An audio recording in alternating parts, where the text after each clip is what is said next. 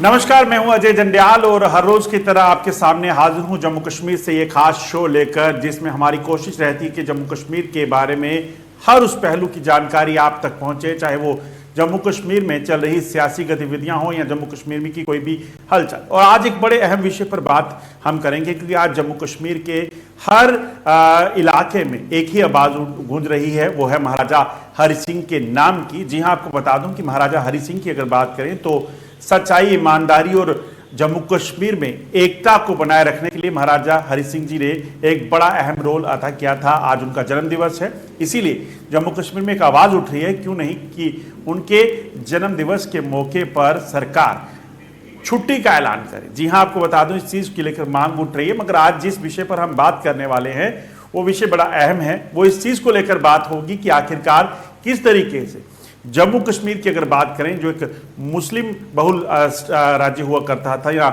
ये कहेंगे कि रियासत हुआ करती थी, उसे महाराजा हरि सिंह ने एक बनाए रखा। किस तरीके से यहां पर सोशल रिफॉर्म्स उन्होंने लाए, किस तरीके से जम्मू कश्मीर में एकता को बनाए रखा और उसके बाद यहां की तरक्की और लोगों के हकों के लिए उन्होंने हर चीज को मुमकिन बनाया। कई ऐसी चीजें हैं जो महाराजा हरि सिंह के दौर में यहां पर हुई, इसी पर आज हम बात करेंगे, जिसके लिए हमारे साथ खास तौर पे जुड़े हैं कुंवर विक्रमादित्य सिंह जी। जी हां, महाराजा हरि सिंह जी के पोते हैं। जम्मू कश्मीर जो काउंसिल है, आपको बता दूं कि विधान परिषद है, उसमें वो मेंबर रह चुके हैं। इसके अलावा उनकी पॉलिटिकल एफिलिएशन भी इस वक्त कांग्रेस के साथ है। मगर आज जो हम बात करेंगे वो सियासत को लेकर नहीं होगी, बल्कि होगी महाराजा हरि सिंह जी के उस जीवन के बारे में जो उन्होंने जम्मू कश्मीर में अपना कहीं ना कहीं दिया, जिससे जम्मू कश्मीर को एक बनाए रखने के लिए, जम्मू कश्मीर की तरक्की के लिए जो है उसे निछावर किया है। विक्रमादित्य सिंह जी, आपका स्वागत है हमारे शो में। धन्यवाद सर। सबसे पहली बात, जब आज, क्योंकि दिन बहुत इंपॉर्टेंट है और जिस तरीके से आज पूरे जम्मू कश्मीर में आज इस जन्मदिवस को मनाया जा रहा है महाराजा हरि सिंह जी को, इसमें एक चीज़ देखी जाए तो इसके पीछे वजह यह है कि जो इन्होंने जम्मू कश्मीर के लिए किया है, और उस वक्त वो एक हिंदू राजा थे, उसके बावजूद जम्मू कश्मीर एक मुस्लिम बहुल जो है उस वक्त राज्य हुआ करता था उनका, उसके बावजूद उन्होंने जम्मू कश्मीर में एकता को बनाए रखा, जम्मू कश्मीर में सोशल रिफॉर्म्स लाए। क्या हुआ करता था तब और किस तरीके से जम्मू कश्मीर को एक रखने के लिए उन्होंने काम किया? सबसे पहले तो मैं महाराजा हरि सिंह जी के 126वीं वर्ष दिवस पर उनको श्रद्धांजलि अर्पित करता हूं, और जम्मू कश्मीर के सभी निवासियों को भी मुबारकबाद देता हूं कि हमें उनको स्मरण करने का मौका मिला, और इतने भारी तादाद में नौजवान भी और अन्य लोग भी इस सेलिब्रेशन में शामिल हुए हैं। जो आपने सवाल किया है, जहाँ तक कि महाराजा साहब की कंट्रीब्यूशन की बात अगर करें तो 1926 में महाराजा हरि सिंह जी ने अपना राज संभाला, और 1947 में इंस्ट्रूमेंट ऑफ सेशन साइन करके जम्मू कश्मीर स्टेट को हिंदुस्तान के साथ मिला दिया। तो इस दौरान बहुत सारे कार्य किए गए।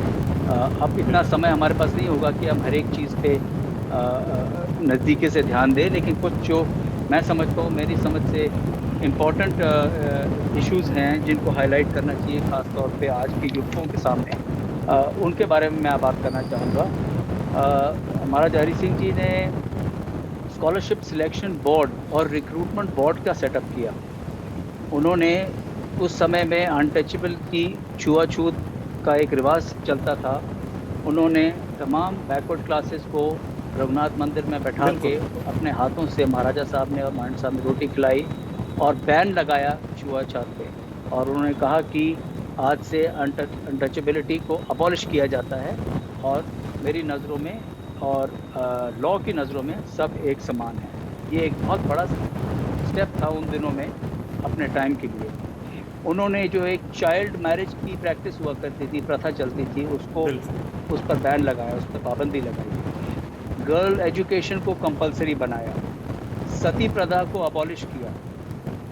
जहाँ तक निर्माण का सवाल है, डेवलपमेंट वर्क्स का सवाल है, तवी और चिनाब नदियों पे ब्रिजेस के निर्माण किए। जो अस्पताल और जो स्कूल महाराजा हरि सिंह जी, महाराजा प्रताप सिंह जी के टाइम से बने हुए हैं, आप मेरे से अच्छे तरीके से जानते हैं कि उसके बाद शायद ही कुछ ऐसे अस्पताल बने होंगे जो उस स्टैंडर्ड के और उस काबिल के हों। शुगर केन फैक्ट्री उन्होंने आरएसपुरा में लगवाई। बिल्कुल। जे.एन.के बैंक का निर्माण किया उन्होंने। एक बहुत बड़े बैंकर्स, पारसी बैंकर्स को बॉम्बे से बुला के जे.एन.के बैंक इस्टेब्लिश किया उन दिनों में, ताकि वो जो एक साहूकार वाला सिस्टम था उसको उस पर पाबंदी लग सके और लोगों को बैंकिंग की सहूलियत मिल सके। जे.एन.के हाई कोर्ट का निर्माण किया गया। 1928 में पहला जे.एन.के बेंच बैठा जिसमें 3 जजेस बैठे थे, जिसमें एक मुसलमान जज भी थे। तो इस किस्म के कई उन्होंने स्टेट पब्लिक सर्विसेज कमीशन का उन्होंने निर्माण किया।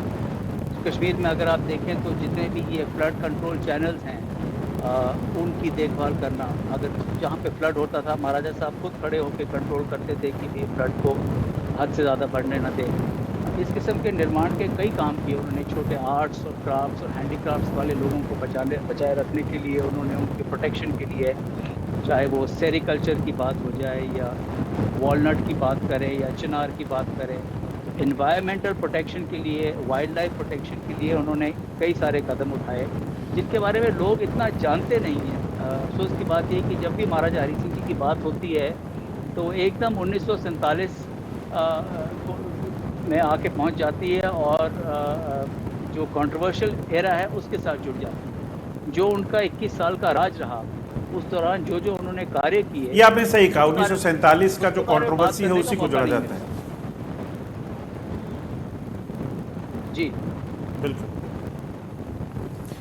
मैं आपसे ये जानना चाहूँगा, ये जानना चाहूँगा कि उस वक्त जो है, उस वक्त की जो सोच थी जो है लोगों की, उस वक्त भी आप क्योंकि उनके घर के सदस्य हैं, उस वक्त भी ये चैलेंजेस होते थे कि जम्मू कश्मीर में दो मुख्य जो है लोग हैं, दो मुख्य समुदाय के लोग, उस वक्त भी क्लैशेज या परेशानियां होती थी। 1947 के पहले के दौर की बात करें, आपने सुना होगा अपने पिताजी से भी।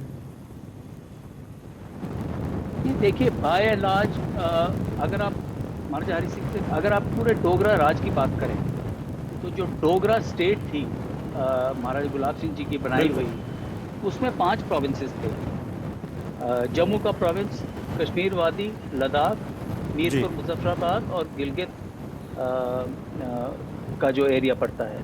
तो यहाँ से कितने अन्य प्रकार के, कितने अलग अलग प्रकार के लोग, अलग अलग प्रकार के कल्चर्स, अलग अलग प्रकार का जियोग्राफिकल एरिया, इन इतनी बड़ी रियासत पे 82,000 स्क्वायर माइल्स की रियासत थी, जिसको आप कहें तो 2.25 लाख स्क्वायर किलोमीटर का साइज था इस रियासत का, जो कि यूनाइटेड किंगडम से भी बड़ा है। किलोमीटर कहला। इतने सारे विभिन्न प्रकार के लोगों पर राज करना, मतलब कोई ना कोई तो उनके पास साधन होंगे या कुछ ना कुछ उन्होंने ठीक किया होगा कि 100 साल इन लोगों पे राज कर सके। और उसमें मैं आपको एक चीज़ और बताऊं, सबसे बड़ी बात ये थी कि सबको अपना अपना मज़हब और अपने अपने फेथ को फॉलो करने की पूरी आज़ादी थी। कहीं पे कोई रिस्ट्रिक्शंस नहीं थे। डोगरा राज्य में कभी भी कोई कन्वर्जन्स नहीं हुए, फोर्सबली किसी को कन्वर्ट नहीं किया गया।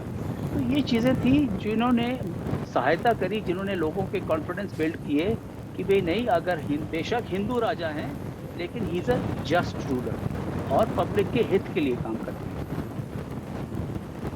जी, एक चीज़ आपसे और जानना चाहूँगा, जैसे आपने बताया कि चाहे वो पाकिस्तान की कब्जे वाला कश्मीर आज का है या फिर उसके बाद गिलगित की बात की जाए, वो इलाका है, वो बहुत बड़ा उस वक्त रियासत हुआ करती थी।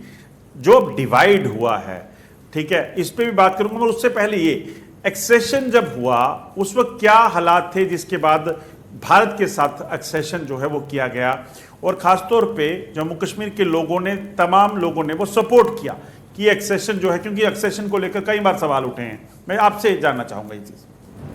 देखिए, आप भी घूम फिर के 47 की एक्सेशन के बारे में ही बात में आपने सवाल पूछना शुरू कर दिया, बाकी की बातें आपने छोड़ दी। तो मेरा यही कहने का मतलब मैं वहीं पे पहुंच जाता है। नहीं, मैं उस पे वापस आऊंगा जी। एक्सेशन के हालात क्या थे ये सब जानते हैं, it is a historical fact. नहीं, जो पाकिस्तानी कबायलियों का रेड हुआ है, लेकिन उससे पहले मैं थोड़ा जानना चाहूँगा कि महाराजा हरि सिंह जी की ये इच्छा थी कि हिंदुस्तान और पाकिस्तान के साथ स्टैंड स्टिल एग्रीमेंट साइन किए जाएं, ताकि उनकी जो स्टेट की एक बड़ी स्पेसिफिक टाइप ऑफ नेचर थी, उसको थोड़ा संभालने में टाइम लगेगा और उनको थोड़ा ये डिसीजन लेने में टाइम लगेगा कि एक्सेशन कब और कैसे करना चाहिए। तो अनफॉर्चुनेटली वो समय मिल नहीं पाया और इतने में पाकिस्तानी कबायली रेडर्स का अटैक हो गया श्रीनगर में। तो उन हालात में जब महाराजा हरि सिंह जी ने भारत से मदद मांगी तो जाहिर है भारत ने कहा कि आप इंस्ट्रूमेंट ऑफ एक्सेशन साइन करें जल्द से जल्द, ताकि हम हिंदुस्तान की फौज जो है आपकी सहायता के लिए भेज सकें। तो ये उस वक्त हालात थे और इंस्ट्रूमेंट ऑफ एक्सेशन जो साइन किया महाराजा हरि सिंह जी ने वो तो वही था जो बाकी के 550 प्रिंसली स्टेट्स ने साइन किया। तो उसमें कोई अलग इंस्ट्रूमेंट ऑफ एक्सेशन नहीं था। It was the same document that everybody else signed.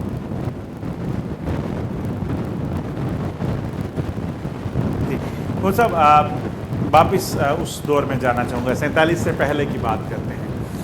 Jammu Kashmir की अगर बात करें, जम्मू कश्मीर के जो लोग, जो हम बता रहे थे कि किस तरीके से महाराजा साहब ने इस पूरी जम्मू कश्मीर रियासत को जोड़ के रखा था, इतने विजनरी थे कि कैनाल्स हम देखते हैं आज भी जो उस वक्त की बनाई गई हैं, चाहे वो रणबीर कैनाल हो, कश्मीर में हो, वो सोच किस तरह से उस वक्त वो दूरदर्शी थे, क्या चीज़ें जो हैं उन्होंने जो उस वक्त काम किए और क्या सोच कर।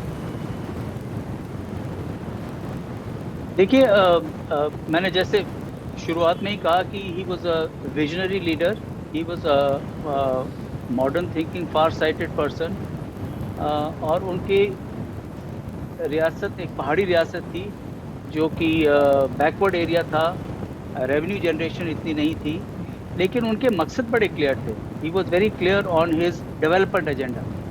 मतलब जहाँ जहाँ उन्होंने ब्रिजेस बनाने थे वहाँ ब्रिजेस के निर्माण हुए, जहाँ अस्पताल बनाने थे अस्पताल बनाए गए, जहाँ स्कूल्स बनाने थे स्कूल्स बनाए गए।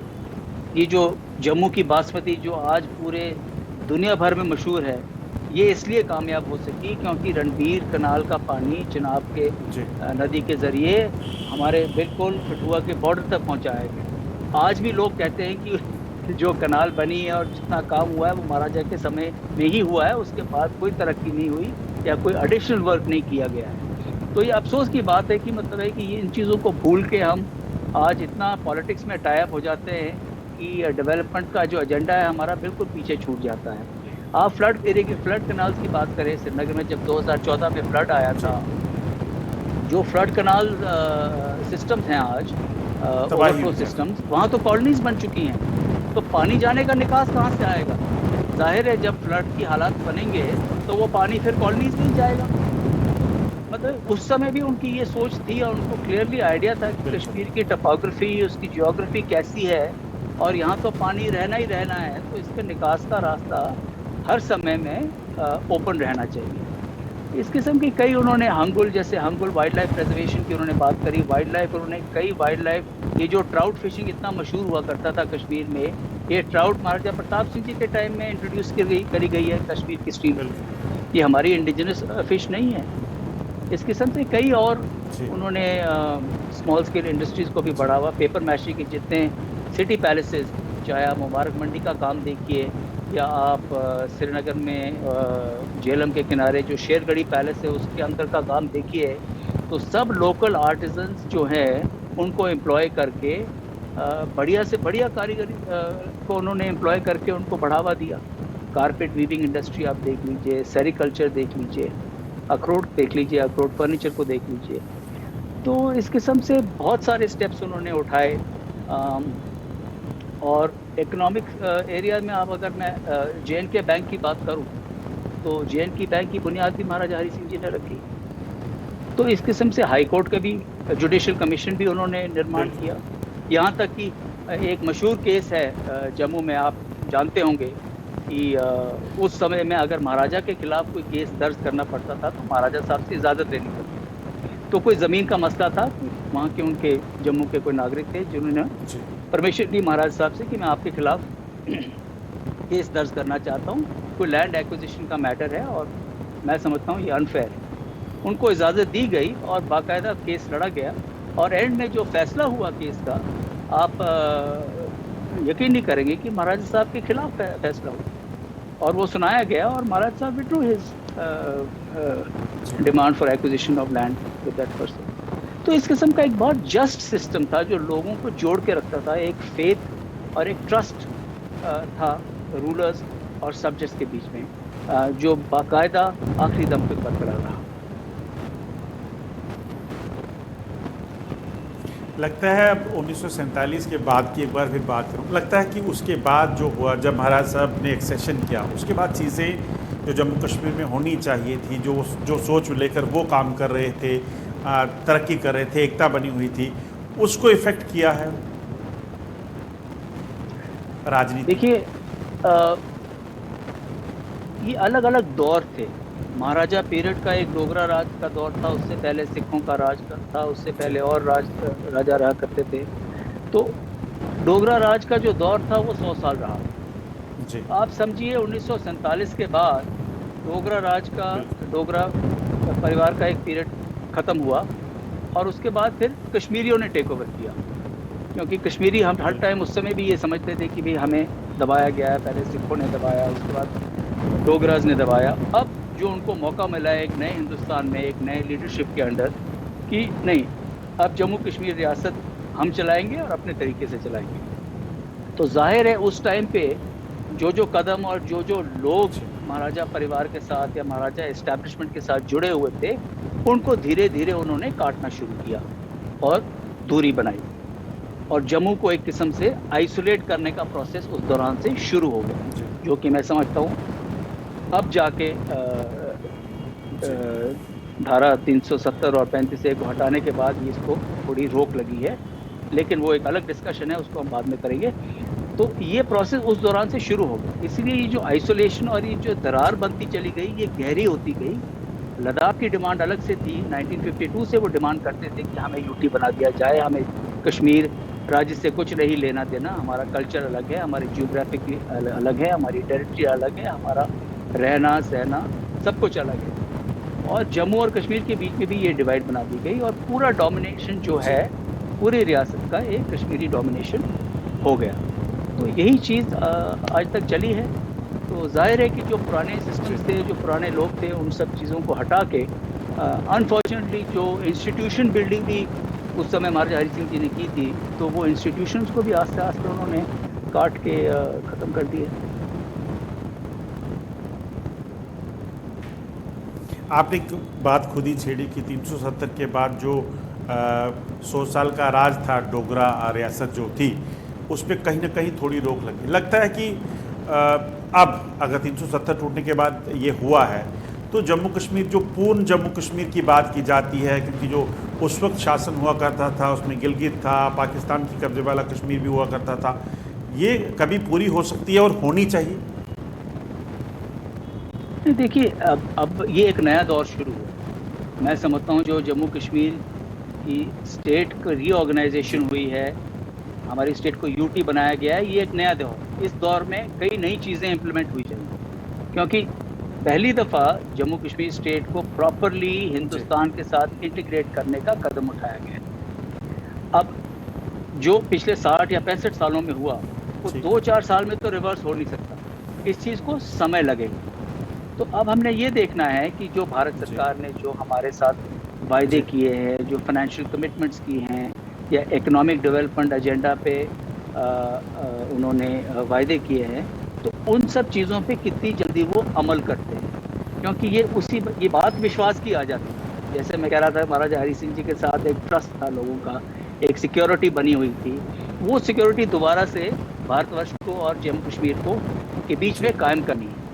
तो उसमें मैं समझता हूँ कि भारत सरकार का एक बहुत अहम रोल है कि वो कितनी जल्दी इस डेवलपमेंट एजेंडा को, इस फाइनेंशियल कमिटमेंट के एजेंडा को इम्प्लीमेंट करते हैं, ताकि जम्मू कश्मीर में विजिबली तरक्की दिखी जाए।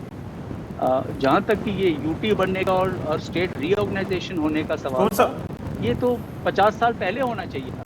1952 में बाकी की प्रिंसिपैलिटीज़ और स्टेट्स जो है वो रीऑर्गेनाइज हुई हैं। जो मध्य भारत, कब मध्य प्रदेश बना, उत्तर प्रदेश का भी स्टेट्स को डिवाइड करके 3 स्टेटें बनाई गई, राजस्थान में भी वही हुआ, पंजाब स्टेट में भी वही हुआ।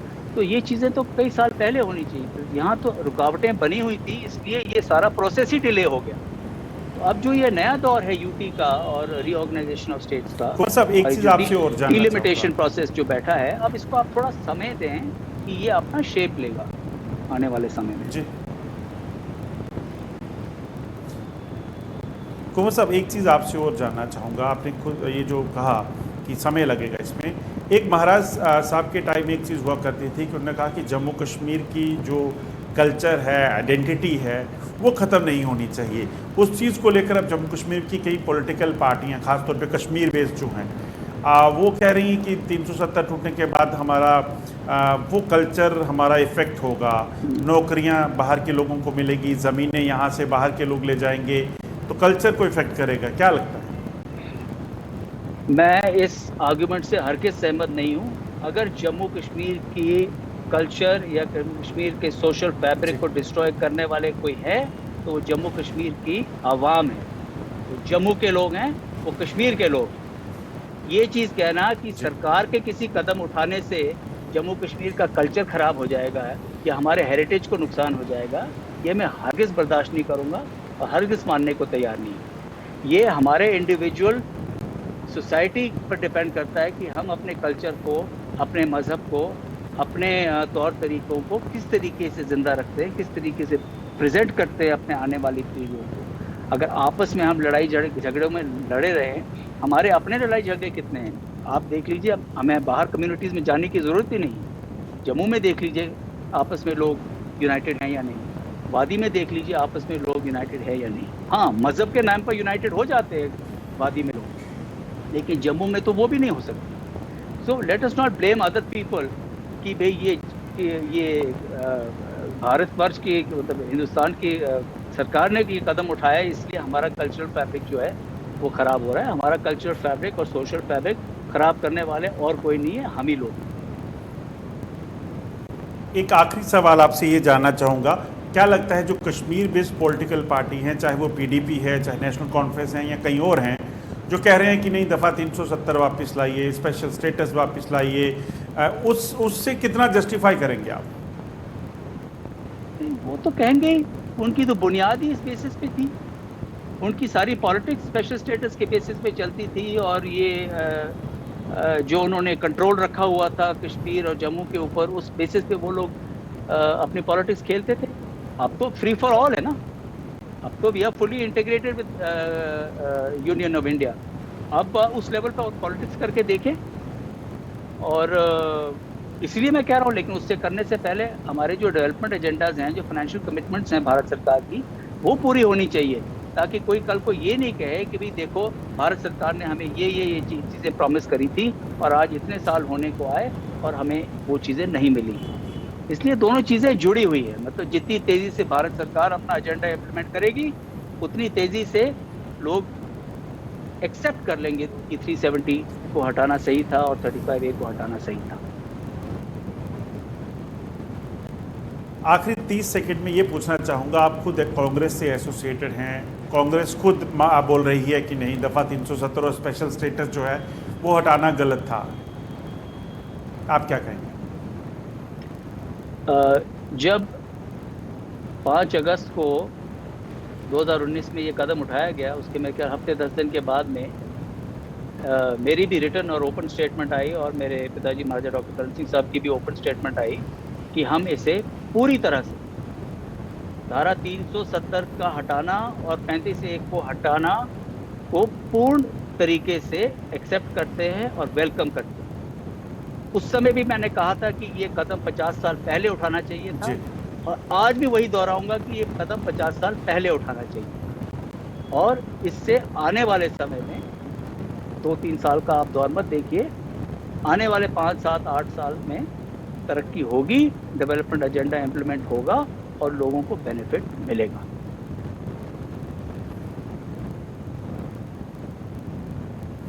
बहुत बहुत शुक्रिया सर, आप हमारे साथ जुड़े हो। आपने खास तौर पे महाराज साहब के जो पूरा जम्मू कश्मीर को लेकर उनका योगदान है उसके बारे में, और खासतौर पे इन चीज़ों को लेकर, जिन चीज़ों को लेकर या फिर 370 है या बाकी चीज़ें हैं उनको लेकर सियासत हो रही है, उस पर कहीं ना कहीं एक बिंदु लगा दिया है। आज के शो में बस इतना ही, कल आपके सामने फिर हाजिर होंगे, तब तक के लिए नमस्कार।